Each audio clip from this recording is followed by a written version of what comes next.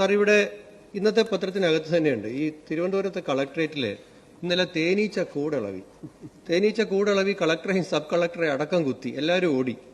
അപ്പൊ ആ കളക്ടറുടെ ഒരു പ്രസ്താവനയുണ്ട്, 3 മാസമായിട്ട് ഇത് ഇവിടുന്ന് മാറ്റണമെന്ന് വനം വകുപ്പിനോട് പറഞ്ഞിട്ട് ഒരു നടപടി എടുത്തിട്ടില്ല എന്ന്.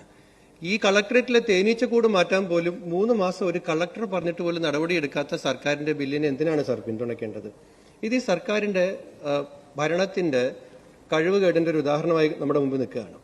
ഈ പ്രതിപക്ഷം സർക്കാരിനെ വിമർശിക്കുന്നു, പ്രതിപക്ഷം ബജറ്റിനെ വിമർശിക്കുന്നു, പ്രതിപക്ഷം മര്യാദ കാണിക്കുന്നില്ല എന്നൊക്കെ ഞാൻ രാവിലെ മുതൽ കേൾക്കാണ് സാറ്. ഞാൻ ഈ സഭയിൽ ഉണ്ടായിരുന്ന സമയത്താണ് ഈ 2015 മാർച്ച് 13 KM മാണി ബഡ്ജറ്റ് അവതരിപ്പിക്കാൻ അനുവദിക്കില്ല എന്ന് ഈ സഭയിൽ പ്രതിപക്ഷം പ്രഖ്യാപിച്ചു. അതിന്റെ തലേ ദിവസം കോടിയേരി ബാലകൃഷ്ണൻ പറഞ്ഞു, വേണമെങ്കിൽ ഉമ്മൻചാണ്ടി അവതരിപ്പിച്ചോ, എന്നാലും മാണിയെ ഞങ്ങൾ അനുവദിക്കില്ല എന്ന് പറഞ്ഞു. ഈ സഭയിൽ സാർ ഒരുപാട് വർഷങ്ങളിൽ പ്രവർത്തിക്കാൻ ജനം അവസരം തന്നു. ആദ്യമായി ഈ സഭയിൽ കിടന്നുറങ്ങി തന്നായിരുന്നു സാർ 12 രാത്രി. കാരണം പോലീസിന്റെ റിപ്പോർട്ട് ഉണ്ടായിരുന്നു, ഈ കടന്നു വരുന്ന കവാടങ്ങൾ പ്രതിപക്ഷത്തിന്റെ MLA മാർ ഉപരോധിക്കും. അപ്പൊ KM മാണിക്ക് കടന്നു വരാൻ കഴിയില്ല. അതുകൊണ്ട് ഞങ്ങൾ ചെറുപ്പക്കാരായ MLA മാർ ഈ കവാടങ്ങളുടെ അടുത്ത് തന്നെ കിടന്നു. രാത്രിയിൽ രാവിലെ എഴുന്നേറ്റ് ഇതിനകത്ത് തന്നെ പ്രഭാത കൃത്യങ്ങളെല്ലാം നിർവഹിച്ച് ഇവിടെ വന്നു. സാർ 9 മണിക്ക് ബജറ്റ് അവതരിപ്പിക്കണമായിരുന്നു.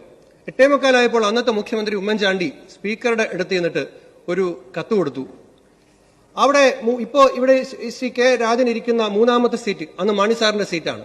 അദ്ദേഹം സ്പീക്കറോട് പറഞ്ഞു, ഈ സീറ്റുകൾ പരസ്പരം ഒന്ന് മാറ്റണം. CN ബാലകൃഷ്ണന്റെ സീറ്റിലേക്ക് KM മാണിയെയും CN ബാലകൃഷ്ണനെ ഇങ്ങോട്ടും മാറ്റണം.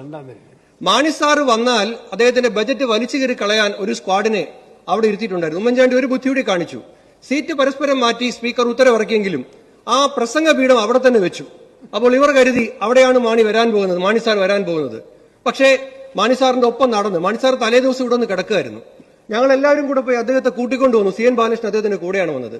ഇപ്പോൾ മുഹമ്മദ് റിയാസ് ഇരിക്കുന്ന ആ സീറ്റിൽ വന്ന് അദ്ദേഹം ബജറ്റ് വായിക്കാൻ ശ്രമിച്ചപ്പോഴേക്കും, സാർ അങ്ങ് ഇപ്പോൾ ഇരിക്കുന്ന ആ കസേര, ഇപ്പോൾ അവിടെ താടിക്ക് കൈകൊടുത്തിരിക്കുന്ന ജലീലും EP ജയരാജൻ അടക്കമുള്ളവർ ഇതുവഴി താഴേക്കെറിഞ്ഞു. ആ കമ്പ്യൂട്ടർ തകർത്തു. ഇതിലേ കൂടെ എല്ലാം അന്നത്തെ പ്രതിപക്ഷ MLA മാർ ഇതിന്റെ മേളിൽ കൂടെ പറന്നു നടക്കുകയായിരുന്നു. പേര് ഞാൻ പറയുന്നില്ല, പേര് പറയുന്നതിലൊന്നും പ്രസക്തിയില്ല. സാറ് അന്ന് സ്പീക്കർക്ക് അകത്തേക്ക് കയറാൻ പ്രയാസമായിരുന്നു. ശക്തൻ അതേ ഒരു വിധത്തിൽ വന്നു.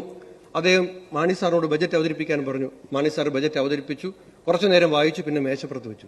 സാർ, ഇങ്ങനെയെല്ലാം ചെയ്ത നിങ്ങൾ എന്തിനെക്കുറിച്ച് ഞങ്ങളോട് ഉപദേശിച്ചാലും പ്രതിപക്ഷ പ്രവർത്തനം എങ്ങനെയാകണം എന്ന കാര്യത്തിൽ മാത്രം ഉപദേശിച്ച് ഞങ്ങളെ ക്ഷീണിപ്പിക്കരുത്. അത് കേൾക്കാനുള്ള കരുത്തില്ല സാർ. നിങ്ങൾ ഞങ്ങളോട് എങ്ങനെ പ്രതിപക്ഷ പ്രവർത്തനം നടത്തണം എന്ന് ഉപദേശിക്കുന്നത് കേൾക്കാനുള്ള കരുത്ത് ഞങ്ങൾക്കില്ല സാർ, ത്രാണിയില്ല സാർ.